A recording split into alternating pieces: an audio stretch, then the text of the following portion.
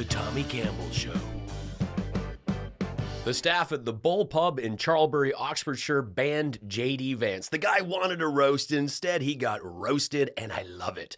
The couch-pounding vice president recently got the South Park treatment where he was shrunk down to an oil-applying version of Tattoo in a fantasy island take on Trump, only for J.D. to try and brush it off and escape on yet another holiday, earning him his latest nickname, Vacation Vance. Of all the places this name-changing, river-raising smooth-brainer could pick, he did his J.D. Vance hot trot into top troll territory. Great idea, Vance. Go to the UK days after Scotland destroyed Donald Trump with bagpipes, heckles, and signage. He's also next to Ireland that just hilariously displayed a meme mocking him in Parliament. Speaking of memes, I love seeing technology being put to good use, and this van made the rounds in Charlbury as part of a protest dubbed the Dance Against Vance. This is a historic market town 15 miles northwest of Oxford where I used to frequently gig when I lived in the UK. Back then it was Jongleurs, the Glee Club, and the Cellar Bar. Very cool area, plenty of history, smart crowds, no shocker, and the staff of the Bull should get a medal for banding together to keep JD out. The Bull is very popular and acclaimed. It received the Michelin Bib Gourmand. Kamala Harris just ate there. She was there for a pre-wedding party for Steve Jobs' youngest daughter, Eve. Kamala's been friends with Lauren Powell Jobs for decades. She was accompanied by Secret Service agents, and it was quite a bit of excitement for the town because people like Kamala. But J.D. Vance got the opposite reception. When word got out about J.D. Vance's desires, the staff pushed back and staged a mutiny, telling management that none of them would show up if Vance was booked. Computer says no. Subscribe. And JD missed out. This 16th century restaurant looks fantastic. I miss England. And to people in North America, 16th century sounds ancient, but it's nothing. It's that old saying, Americans think 100 years is a long time, and the English think 100 miles is a long ways. My wife's folks live nearby, and so I used to hit up the Royal Standard Free House a lot. It's the oldest free house in England. It's nearly 1,000 years old. Mental. They've even filmed a lot of movies and TV shows in there. Hot Fuzz, the Ricky Gervais series Afterlife. If you haven't seen that, put it at the top of your list. Lovely show. And if you're in Buckinghamshire, please check out that pub and check out this sign that was spotted. It's all in the details, people.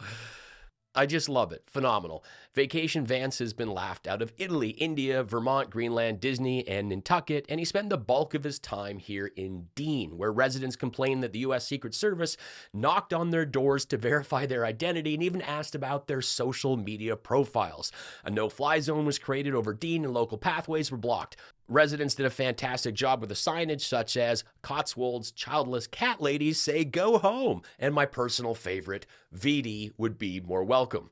They flew Ukraine's flag and most importantly reminded others that J.D. Vance said the UK hasn't fought a war in decades. Very insulting.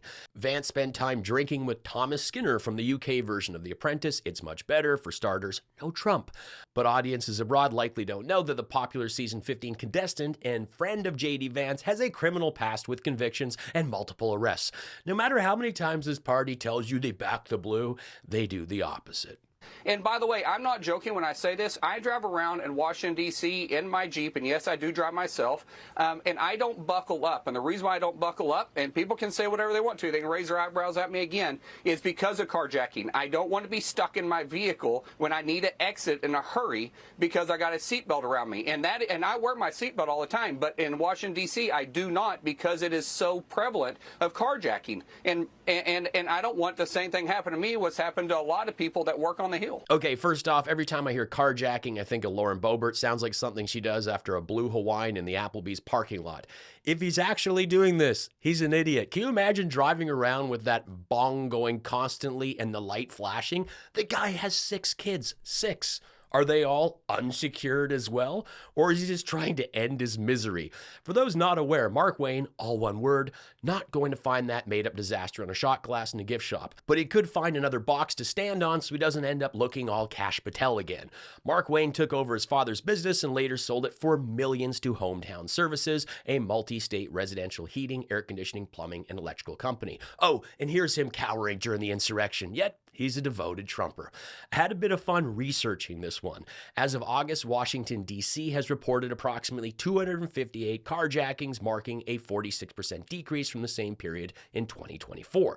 The decline is attributed to increased law enforcement efforts, including the formation of a dedicated carjacking task force and stricter prosecution of offenders. The average number of car accidents per day in Washington, D.C. varies throughout the week. On weekdays, the average is approximately 50 accidents per day, with the highest on Fridays at 60 accidents. We are talking one carjacking per day, not including Lauren Boebert in the Applebee's parking lot, versus 50 to 60 accidents per day.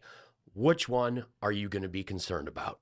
If you go to LindellTV.com, we have the Lindell Report. Those are all your top news stories of the day. And you guys, this could be your one-stop shop for every single news story.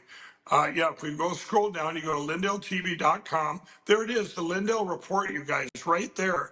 And that's all of the stories that maybe you can click on that there. Let's see what we got. Let's see if I don't see if you scroll down once. Oh, anyway, you guys, you hit the Lindell Report. You'll go through. There'll be every single news report that's out there, and it's a one-stop shop for you. So there's that. It's not a one-stop shop. It's a dead end. If there are any articles in that section, I wouldn't trust any of them. It takes a lot to make this show. I research everything, and I do my best to get the facts and a balance of coverage. And that's why when I want to see how things are being reported or what's being missed, I don't rely on a pillow manufacturer gone mad's banner-ridden dumpster fire, or that weird cousin on Facebook that's always like, check out the truth about 5G.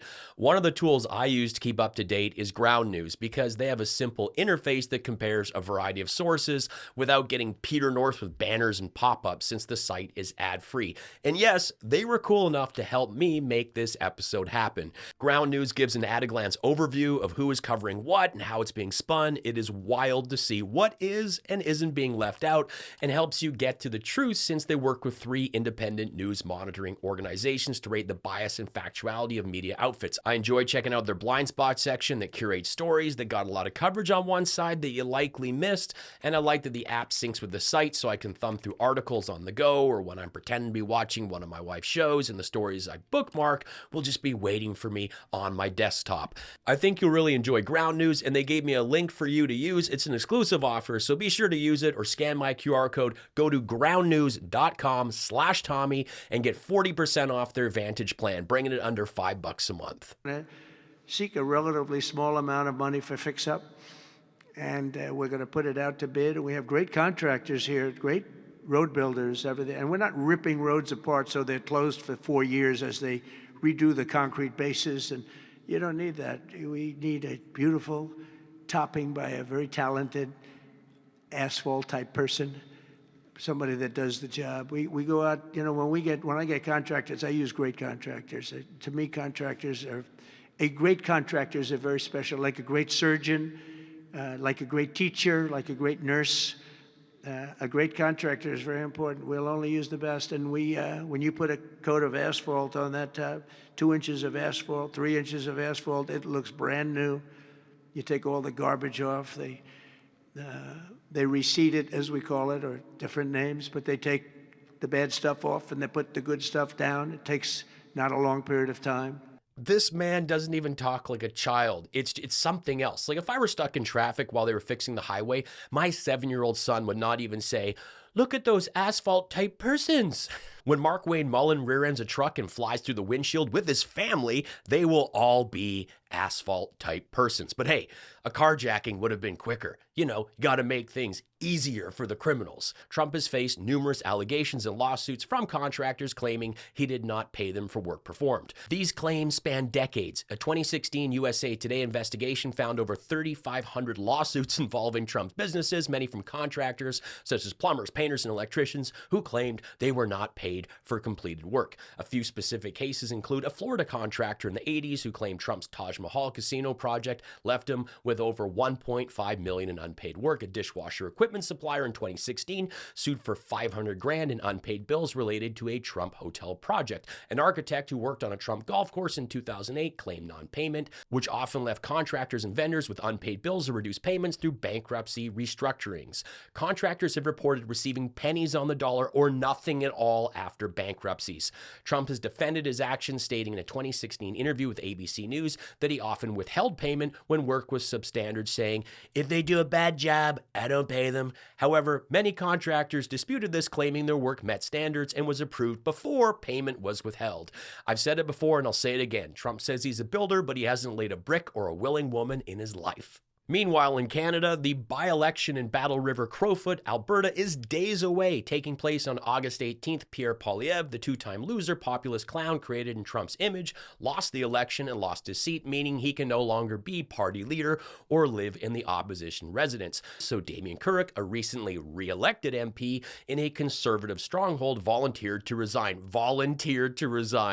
to give up his job of 6 years so Pierre could stroll in and have the seat.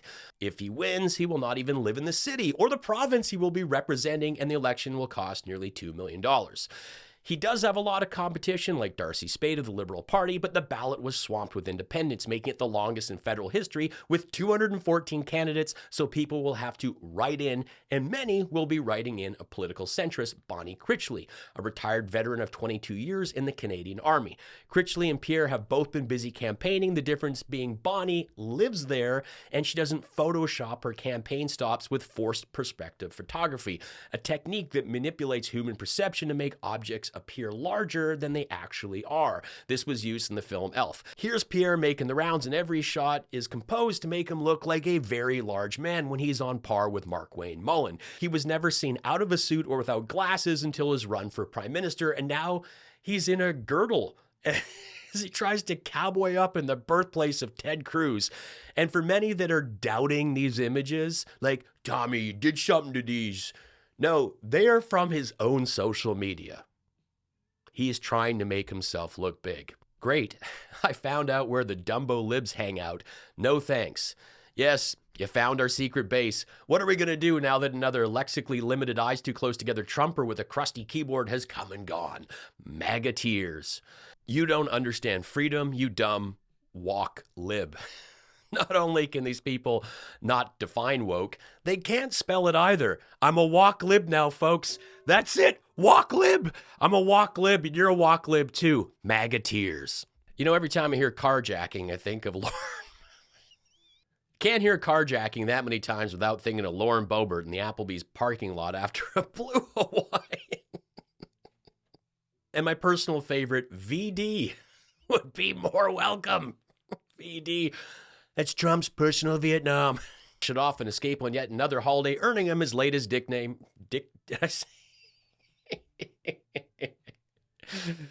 I make this show on my own. If you can afford it, drop me a PayPal tip or a super thanks, become a member, and check out my merch.